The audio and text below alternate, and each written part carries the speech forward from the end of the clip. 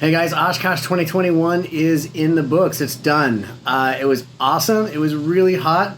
It was about exactly as hot as it is here at home in Texas. It's scorching out here.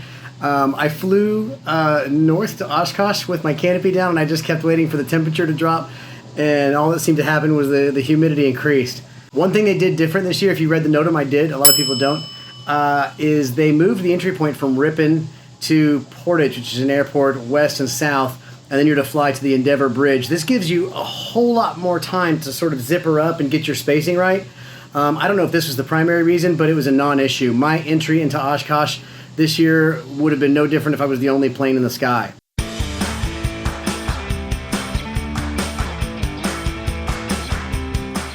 Bonanza, no down, let's start the descent.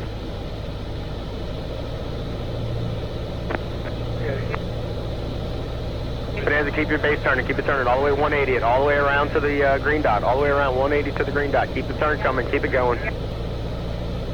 Steer over top, continue descent. We're going to go base to the orange dot shortly. It's the RV type, the number one. Start your base turn towards the orange dot now. White low wing, following midfield downwind. You're going to be starting your base turn. Keep your descent coming all the way down. And start your right turn. Start your base. RV, start your base. RV, turn base 180 all the way to the orange dot. Hard turn all the way around. One turn all the way around. Low aircraft over the runway. Keep going. Crop dust. Turn your base, crop duster. Follow behind the tail drag, or behind the low wing. Keep your base turn. Keep turning around. Keep turning all the way. 180 all the way to the orange dot. Once I finished taxiing my plane to my row where I was going to be parked, I got my first sort of taste of YouTube recognition. Periodically, people will see me at airports and say, hey, I've seen your stuff. I was fairly consistent out here, and I'm still kind of trying to adjust to it, but when I landed, a handful of people kind of came up and got selfies and said hi, and very kind, helped me push my plane back into a parking spot. So it was interesting, it was fun, and I kind of enjoyed that experience. Still trying to adjust to it a little bit.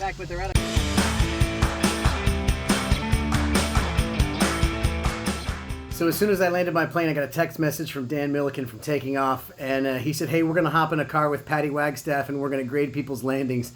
This sounded like a lot of fun, especially given the fact that you just saw me land like midway distance between two dots. It was a little confusing because they were telling people to aim for the orange dot, and so a lot of people, myself included, thought we're supposed to land on it, and then when you're, 20 feet above the ground, they're like, now land on the green dot. So it was a little bit confusing, but we did. We jumped in a car with Daniel, Patey Wagstaff, and Patty's dog, and had a little bit of fun judging landings. Ooh, come on, get the power. Ooh. Oh, early. So 2 3-point landing. Pull the chute. Pull the chute. No, he's going to float to the end of the runway. Pull the chute. That's perfect. Slow. Brian, he may be a real pilot. Oh, a little early. That's early. Pretty good, Barely, though. That though. was probably the closest we've seen. Yeah. It's 1 point for the serious pilots. Yeah, 1 point for the serious pilots. He's like, damn it, I'm going for the Look green how dot. slow and Good low job, perfect. Oh! He tried to hold it. You got it. He's gonna fall. He's gonna fall. Look at this. Oh my God! That was the best one. Nicely done. Wow, he hit the center of the dot. Look at him. He's rolling. I hope he had his GoPro going. That was perfect. Oh, that was amazing. Good. Well done, old 172.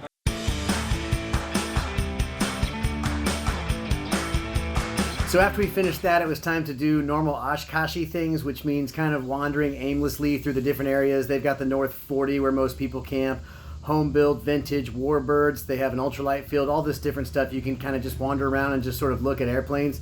I did get the opportunity to drive down to Fisk, which is where the folks on the ground are actually telling the planes to rock their wings, welcome to Oshkosh, and telling them which runway they're going to go to. That was a super cool experience. After I was done with that, it was over to Friar Tuck's to grab a bite, and then back to the tent for a good night's sleep in pretty humid weather.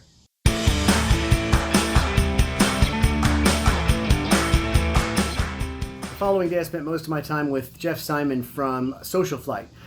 we decided we had this project we were going to do where he was going to have serious interviews with his vendors and sponsors, and I'd be in the background just being a total goof. We had a lot of fun. Can I go up and check it out? I mean, I've always wanted to see how high it is and what you're looking down at. So do you mind if I climb in? Oh, not today. For the safety of all the people here, we are going to keep the airplane, just no people in it. We do borrow owner aircraft, and so in order to be good custodians, we don't want to let anyone in there and get their interiors dirty. So in all fairness, if I let you in, I got to let Hey, Jeff, check this out. The keys are in it. You should come check this plane out, dude. It is so cool.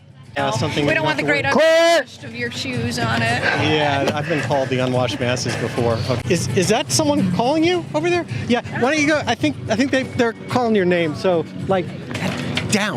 Get down. Okay. Yeah. Anyway.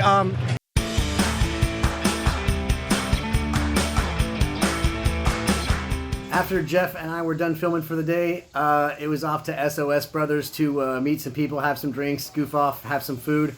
And what exactly is SOS Brothers?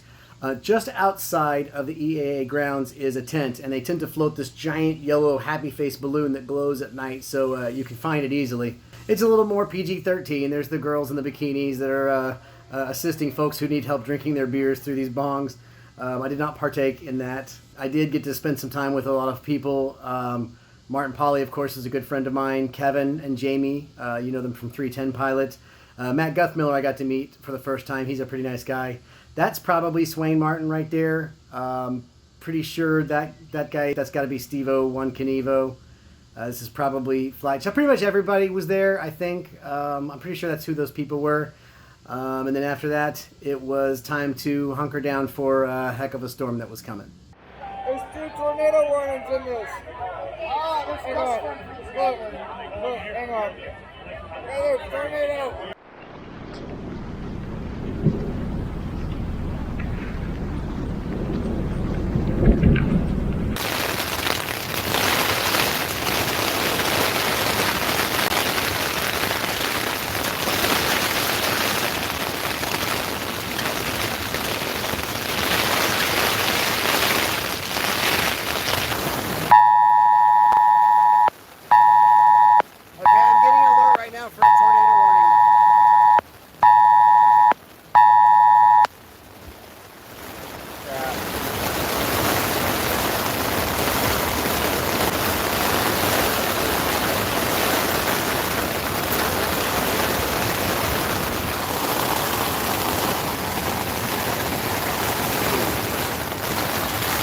The storm turned out to not be, it was bad. It wasn't as bad as they were talking about. There were tornado warnings, and they had predicted 100-mile-an-hour winds and all kinds of crazy things.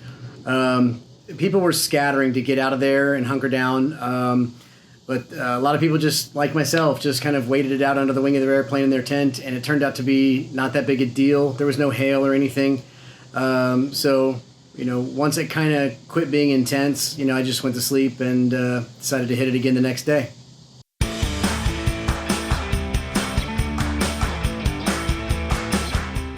The next day at Oshkosh was kind of just being social. There's a lot of people that I get to see at Oshkosh that I don't really get to see any other time of the year.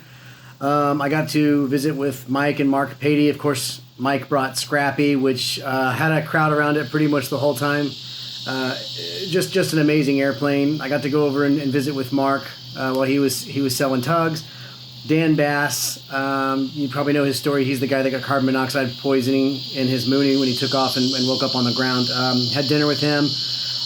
Bruno, the guy who locked himself in the Grumman. Everybody's got a story, right? So many really cool people. I got to meet my friend Ryan Dombrowski from Super Aero for the first time. Cory Robin. I mean, just the list goes on and on. And then friends I know from flying forums and other online places, not just YouTubers. I did get to watch Martin Pauly do a talk on aviation videography. He has that video on his YouTube channel. It's really funny. The talk was great. We had a lot of fun with that. After that was over, a small group of us had kind of organized a meet and greet, which was pretty neat to get to shake the hands of some people who seem to appreciate what we do. That evening, I had dinner, and I don't have any video of this, but I had dinner with this group called Level Aviation. they created this unit that mounts on your wing called the bomb, and it's like an AHARS unit. It's got an angle of attack indicator and a lot of other functions. It's got ADS-B. Really cool unit. I'm testing it out. I'm working on putting together a video for those guys. Probably one of the better dinners that I had, but mostly a day of socializing. And then the next morning it was time to pack everything up and head back to Dallas.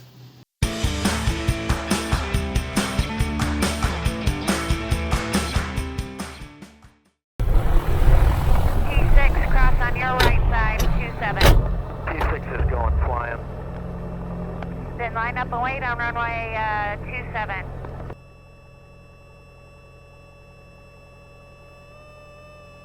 Blue and white on the right side, 27, clear for takeoff.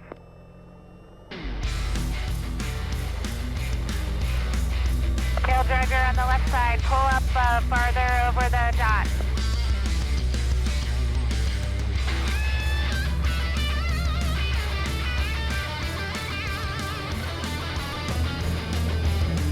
Tower 5 will go back, you want us over departure? Affirmative, Milwaukee departure 127.0. To departure 5 go back. Tail dragger on the left side, 27, clear for takeoff. 7 Lima Whiskey, right side, 27, line up and wait. Be ready to go.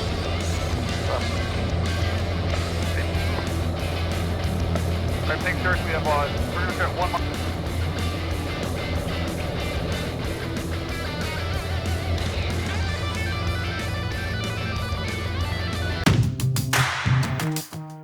Click this link to see the most recent video upload.